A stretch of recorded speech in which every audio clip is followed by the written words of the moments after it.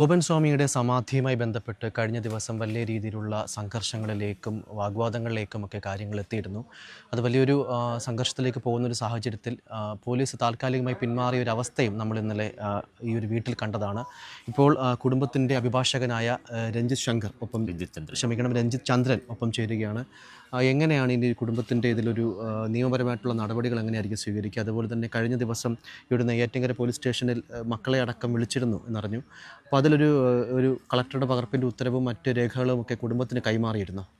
അല്ല, തീർച്ചയായിട്ടും കഴിഞ്ഞ ദിവസം നിങ്ങളടക്കമുള്ള മാധ്യമങ്ങൾ കണ്ടതാണ്. 2 മണിവരെ ഇവിടെ പോലീസ് സ്വീകരിച്ചൊരു ഏകപക്ഷീയമായിട്ടുള്ള നിലപാടാണ്. പോലീസ് പറഞ്ഞു ഇവിടെ സമാധിയായിട്ടുള്ള ഗോപൻ സ്വാമിയുടെ കുടുംബവുമായിട്ട് ബന്ധപ്പെട്ട് അവർക്കൊരു നോട്ടീസും കൊടുക്കണ്ട, അവരുടെ ഭാഗം ഒന്നും കേൾക്കണ്ട, അത് തീർച്ചയായിട്ടും ഒരു ക്രമസമാധാന പ്രശ്നം മാത്രമാണ് എന്നൊരു നിലപാടായിരുന്നു. അതിനുശേഷം നമ്മൾ പോലീസിനോടും ജില്ലാ ഭരണകൂടത്തിനോടും RDOയോടും ഒക്കെ തന്നെ നമ്മൾ പറഞ്ഞൊരു നിലപാടുണ്ട്. അത് തീർച്ചയായിട്ടും ഇതിനകത്തൊരു കൺസേൺ ആയിട്ടുള്ളൊരു പാർട്ടി എന്ന് പറയുന്നത് സമാധിയായിട്ടുള്ള ഗോപൻ സ്വാമികളുടെ കുടുംബമാണ്. അവരുടെ ഭാഗം കേൾക്കണം. ഇപ്പോൾ കഴിഞ്ഞ 9-ാം തീയതി 9/1/2025 എന്ന് പറയുന്നത് ആ ഒരു ഏറ്റവും പ്രധാനപ്പെട്ട ഒരു ഹിന്ദു സംസ്കാരത്തിലെ ഏറ്റവും പ്രധാനപ്പെട്ട ഒരു ദിവസമാണ്. സ്വർഗ്ഗവാതിൽ ഏകാദശി ദിവസമാണ്. സ്വർഗ്ഗവാതിൽ ഏകാദശി ദിവസം അവരുടെ പിതാവിൻ്റെ ഒരു ആഗ്രഹം മാത്രമാണ് അവർ പൂർത്തീകരിച്ചത്. ആ പിതാവിൻ്റെ ആഗ്രഹ പൂർത്തീകരണത്തോടു കൂടി അതിനോടനുബന്ധിച്ചൊരു 41 ദിവസത്തെ പൂജാവിധികളും കാര്യങ്ങളും ഒക്കെ തന്നെ ഉണ്ട്. അതും പിതാവിൻ്റെ ആഗ്രഹമാണ്. അതുകൊണ്ട് അതൊക്കെ തന്നെ ഒരു കൺസേൺ ആയിട്ട്, ഒരു അപേക്ഷയായിട്ട് ജില്ലാ ഭരണകൂടം RDO അടക്കമുള്ളവർ കേൾക്കണം. അത് കേട്ടിട്ട് മാത്രമേ ഇതിനകത്ത് ഒരു നടപടി സ്വീകരിക്കാവൂ എന്നാണ് നമ്മൾ പറഞ്ഞത്. അപ്പോൾ അതിന് ആദ്യമൊന്നും പോലീസ് വഴങ്ങിയില്ല. പക്ഷേ അതിനുശേഷം നമ്മൾ പറയുന്നതിലൊരു കഴമ്പുണ്ട് എന്ന് RDOയ്ക്ക് അടക്കമുള്ളവർക്ക് മനസ്സിലായി.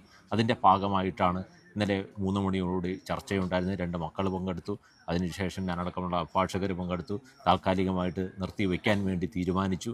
അതിനുശേഷം നമുക്ക് ആദ്യം ഒരു നോട്ടീസ് പോലും തരാത്ത പോലീസ് അധികൃതർ നമുക്ക് നോട്ടീസ് തരാൻ വേണ്ടി തയ്യാറായതിനു ശേഷം തീർച്ചയായിട്ടും നമുക്ക് ഇതിനെ സംബന്ധിച്ച് നമുക്ക് ഇപ്പോൾ അദ്ദേഹത്തിൻ്റെ ആരോഗ്യസ്ഥിതി, അദ്ദേഹം ചികിത്സിച്ച ആശുപത്രിയിൽ നിന്നുള്ള രേഖകൾ, ഇതെല്ലാം നമുക്ക് ചെറുതായിട്ട് ഇടപെട്ടോട്ടെ. അതുപോലെ തന്നെ ഈ മൂത്ത മകനായിട്ടുള്ള ശ്രീനന്ദനൻ പറഞ്ഞൊരു കാര്യമുണ്ട്. അതായത് ഇനിയുള്ള ചർച്ചകൾ, ഹിന്ദു ഐക്യവേദിയുടെ അടക്കം ആഭിമുഖ്യത്തിലുള്ള ചർച്ചകൾ നടത്തിയതിൻ്റെ ശേഷമായിരിക്കും ഈ ഒരു കല്ലറ പൊളിക്കലിലേക്കുള്ള കാര്യങ്ങളിൽ ഒരു തീരുമാനത്തിലേക്ക് എത്തുക എന്ന് പറഞ്ഞിരുന്നു. ആ ഒരു നിലപാട് കുടുംബ അഭിഭാഷകൻ എന്ന നിലയിൽ താങ്കൾക്കുമുണ്ടോ? ആ ഒരു ചർച്ച ഹിന്ദു ഐക്യവേദിയുമായിട്ട് ബന്ധപ്പെട്ട സംഘടനകളുമായി, വിശ്വാസാചാര ബന്ധപ്പെട്ട സംഘടനകളുമായി കൂടി നടത്തേണ്ട ഒരു സാഹചര്യമുണ്ട്. കുടുംബം അങ്ങനെ പറയുമ്പോൾ താങ്കളുടെ ഒരു നിലപാട് വ്യക്തിപരമായി അല്ലെങ്കിൽ ഒരു അഭിഭാഷകൻ എന്നുള്ള നിലയ്ക്ക് എന്താണ് അക്കാര്യത്തിൽ? അല്ല, സനന്ദൻ പറഞ്ഞൊരു അഭിപ്രായമുണ്ട്. തീർച്ചയായിട്ടും സനന്ദൻ പറഞ്ഞത് തന്നെയാണ് കുടുംബത്തിൻ്റെ അഭിപ്രായം. കാരണം ഇതുമായിട്ട് ബന്ധപ്പെട്ട് ഒരു എക്സ്പെർട്ട് ഒപ്പീനിയൻ എന്ന് പറയുന്നത് ഇതുമായിട്ട് ബന്ധപ്പെട്ടുള്ള ഗുരുക്കന്മാരും അതുപോലെ തന്നെ ഹിന്ദു സംഘടനകളുടെയും ആചാര്യന്മാരും ഒക്കെ തന്നെ പറയേണ്ടതാണ്. ഇതുമായിട്ട് ബന്ധപ്പെട്ട സമാധിയുമായിട്ട് ബന്ധപ്പെട്ട എക്സ്പെർട്ട് ഒപ്പീനിയൻ, അത് അവരുടെയൊക്കെ തന്നെയാണ് എക്സ്പെർട്ട് ഒപ്പീനിയൻ കേൾക്കേണ്ടത്. മറ്റുള്ള ഇപ്പോൾ പോലീസിന് ഇപ്പോൾ ഒരു കൺസേൺ ഉണ്ടെങ്കിൽ ആരാണ് ഇങ്ങനെ ഒരു പരാതിക്കാരൻ, ആ പരാതിക്കാരൻ്റെ വെസ്റ്റഡ് ഇൻട്രസ്റ്റ് എന്താണ്, അത് തീർച്ചയായിട്ടും പോലീസ് അന്വേഷിക്കേണ്ടതാണ്. ഇവിടെ സ്വർഗ്ഗവാതിൽ ഏകാദശി ദിനത്തിൽ പിതാവിൻ്റെ അൾട്ടിമേറ്റ് ആയിട്ടുള്ള ആഗ്രഹമായിരുന്നു ഒരു സമാധി എന്നുള്ളത്. അത് പിതാവിൻ്റെ ആഗ്രഹമാണ്. അതിനുശേഷമുള്ള 41 ദിവസം അത് വൃതാചാര പ്രകാരമായിട്ടുള്ള ഒരു പൂജയാണ്. 41 ദിവസത്തെ പൂജ, അതും തീർച്ചയായിട്ടും മക്കൾക്ക് ഏറ്റവും ആഗ്രഹമുള്ളതാണ്.